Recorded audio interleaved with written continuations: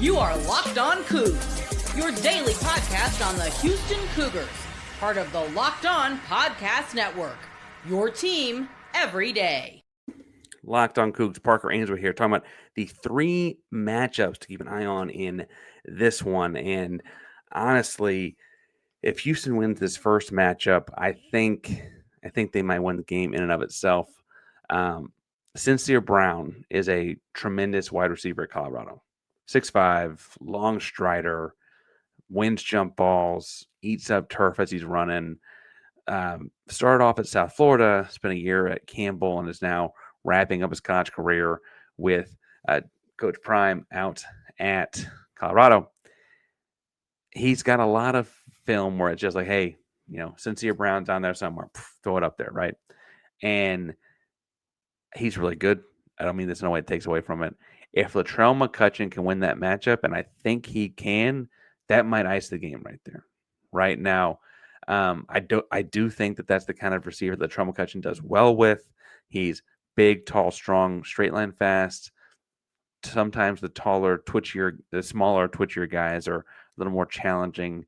And I think Latrell McCutcheon will do well with this.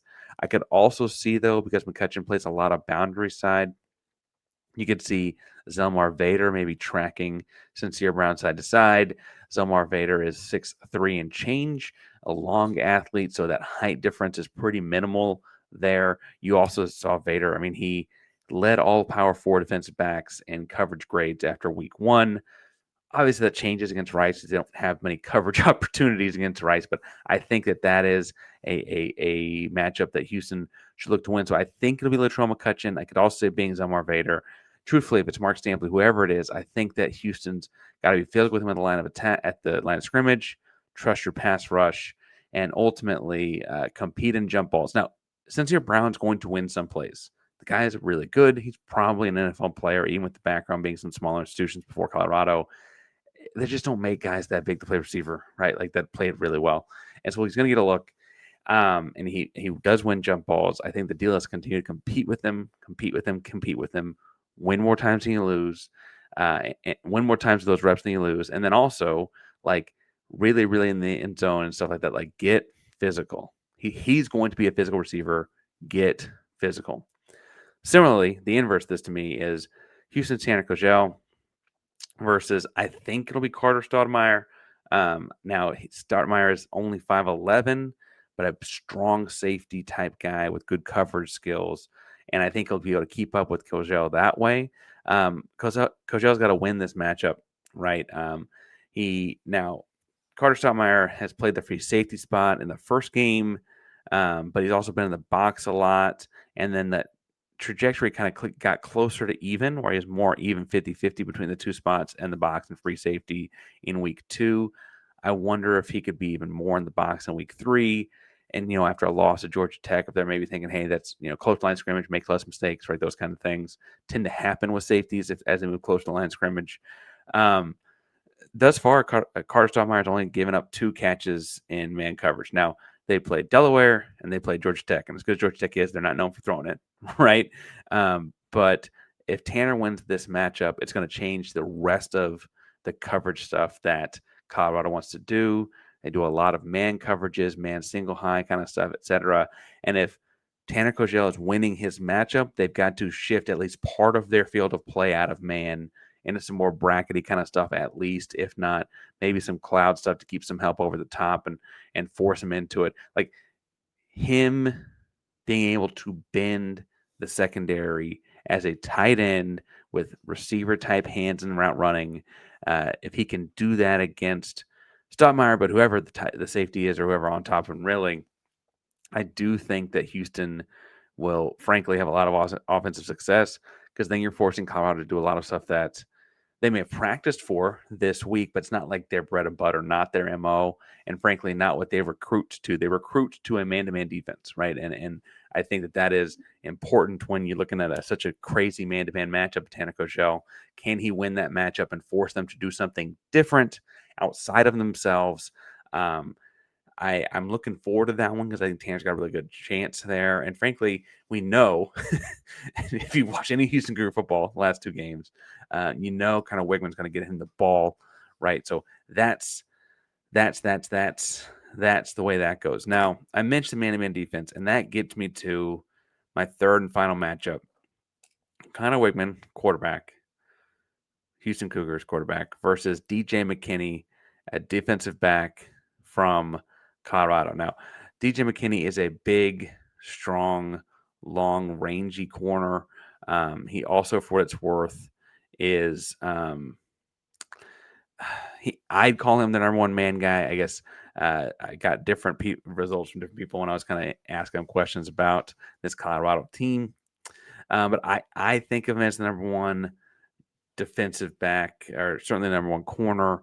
And I could see him going to the field side a lot. I could also see him matching up with Boogie Johnson a lot. Stephon Boogie Johnson has the one catch so far, but we know that what he's capable of after his previous years. The time on task is important, and understand that the impact Stephon Boogie Johnson brings.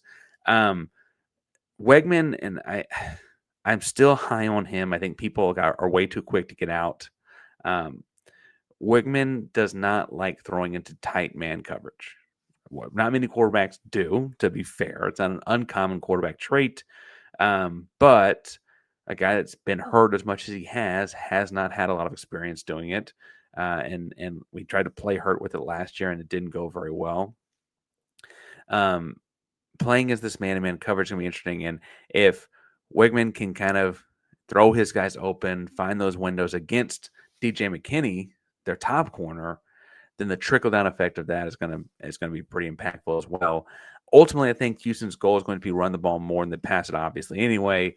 So maybe that's all going to be for naught, right? I didn't point out that I think like getting Dean Connors in against that linebacking core is going to be important. I didn't mention that, someone in the interior like Matt Wyckoff and down blocking the nose tackle might be important.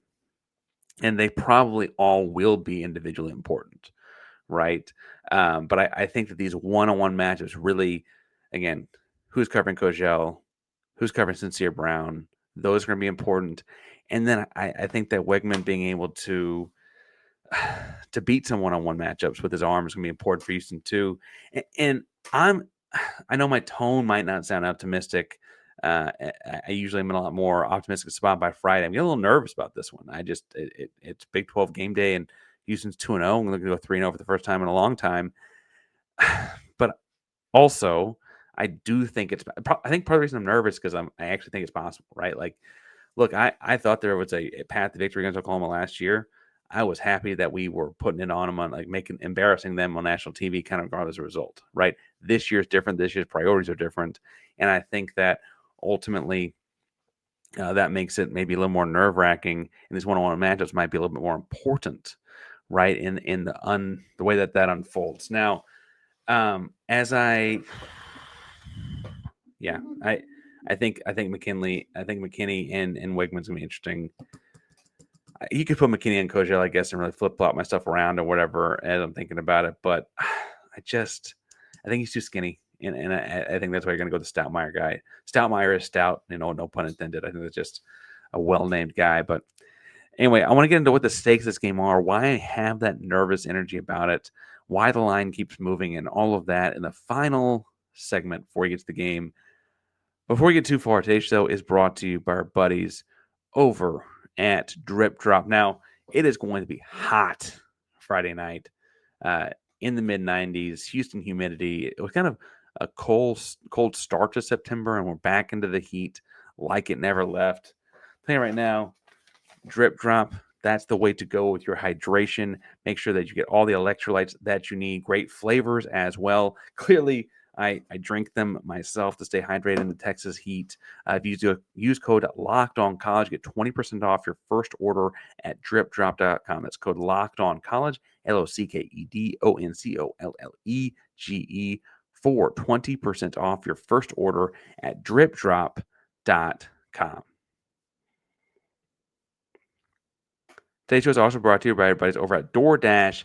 As we're looking to build a winning streak this week, you can too with DoorDash. Now, we can build streaks all year long. That's the goal. If you're going week by week here, we're looking at week 3, a 3-0 streak, and also a streak of dominance, being dependable player out of Dean Connors. Dean Connors is the most dependable player week in, week out for Houston. You know what you're getting every time. High effort guy, plugging up in the hole with the running back as a running back and bursting out when he can against like Rice. Those couple times he did. He is ultimately the most dependable guy on that Houston, as far as the statistics go, in the Houston Cougar locker room. DoorDash is dependable in the same kind of way. If you order every Sunday, you can build a DoorDash streak. Each and every Saturday you order DoorDash, you can build a DoorDash streak, saving ultimately up to $250 to $100 of that being DoorDash cash all college football season long. This offer goes all the way through November 18th. So get on DoorDash this Saturday after you're celebrating your Houston Cougar victory all night. Wake up on Saturday morning and order with DoorDash.